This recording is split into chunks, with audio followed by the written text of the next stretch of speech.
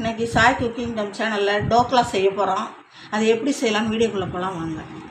இதில் 1/4 கிலோ இருக்குங்க இந்த மாவு. 1 கப்பு எடுத்துருக்கேன். இதில் ஒரு லெமன் ஜூஸ் 1/2 லெமன் புழிஞ்சு விட்ருக்குங்க. கொஞ்சோண்டு மஞ்சத்தூள், உப்பு தேவைக்கேற்ப போட்டுக்கோங்க. சர்க்கரை 1 ஸ்பூன் போட்டுக்கோங்க. இதை போட்டுட்டு எல்லாம் இப்படி கலந்து விட்ருங்க. அவ்வளோதான். அதுக்கப்புறம் ஈனோ சால்ட் 1 போட்டிங்களா, தண்ணி ஊற்றிக்கிங்க. தோசை மாவு கரைச்சிக்கணும். பாருங்கள், தோசை மாவு கரைச்சி வச்சு இதை அப்படியே ஒரு பாத்திரத்தில் மாற்றி வைக்கலாம். பாருங்கள், இதில் எண்ணெய் தடவி வச்சுருக்கேன். இதில்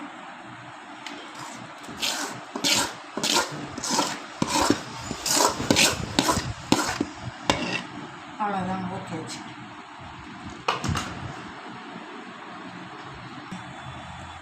இதை போய் இப்போ அடுப்பில் வச்சிடலாங்க. ரெடி ஆகிடுச்சு, வாங்க போகலாம்.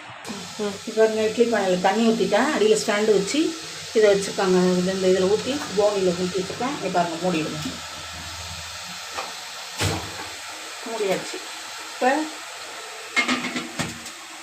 அவ்வளோதாங்க. 10 நிமிஷம் வேகட்டும். 15 நிமிஷம் ஆகுங்க, வேகட்டும். அதுக்கப்புறம் பார்ப்போம். எண்ணெய் ஊற்றிங்க.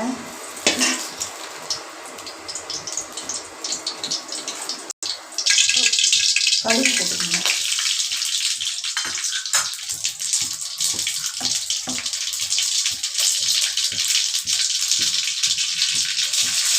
பச்சை மிளகாய் போட்டுக்கோங்க.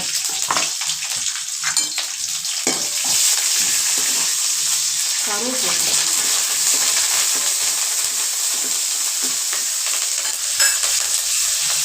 கொஞ்சமாக தண்ணி ஊற்றிக்கோங்க. இது கொஞ்சம் உப்பு போட்டுக்கோங்க.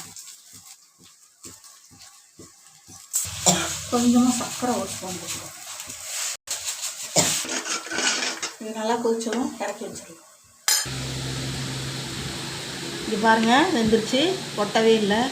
இதை சுற்றி இதெல்லாம் சுற்றி இது பண்ணுங்க. எடுத்து விட்டாச்சு. இனிமேல் ஒரு தட்டில் கவுக்க வேண்டியதாங்க. பாருங்கள், இது அழகாக வந்துருச்சு. இனிமேல் இதை கட் பண்ண வேண்டியதுதான். இந்தா இதில் ஊற்றணுமா? பண்ணிட்டேன். பாருங்கள், இன்னும் கூட பெருசாக போடுப்பாரு. பொறுமையாக பண்ணு. இன்னும் கொஞ்சம்.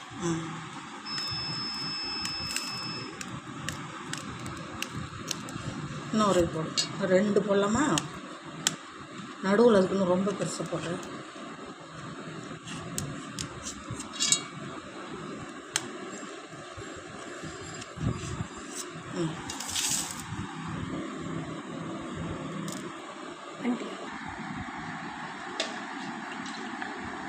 இது மேலே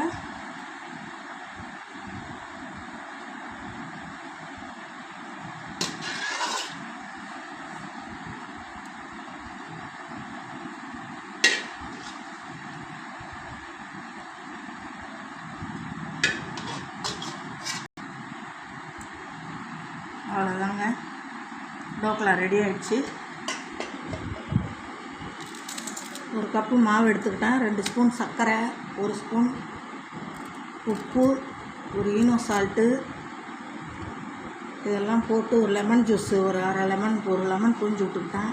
இதெல்லாம் போட்டு நல்லா தோசை மாவு பார்த்து கரைச்சி, இதே போல் நீங்களும் கரைச்சி ஆவியில் ஒரு தட்டில் இட்லி பானை வச்சு ஸ்டாண்டு போட்டு வச்சு வேக வச்சு இதுக்கு ஒரு தாளிப்பு போட்டு எண்ணெய் ஊற்றி கடுகு பச்சை மிளகாய் தாளித்து, அதுக்கப்புறம் இதில் கருவேப்பிலை இதெல்லாம் போட்டு அப்படியே மேலே எடுத்து சுகரு இதெல்லாம் போட்டு சுகரு, அதுக்கப்புறம் உப்பு இதெல்லாம் போட்டு தண்ணியில் கொஞ்சம் கொதிக்க வச்சு இது மேலே ஊற்றி விட்ருக்கேன். பாருங்கள், இதே போல் நீங்களும் உங்கள் வீட்டில் செஞ்சு பார்த்துட்டு கமெண்ட்டில் சொல்லுங்கள். நன்றிங்க.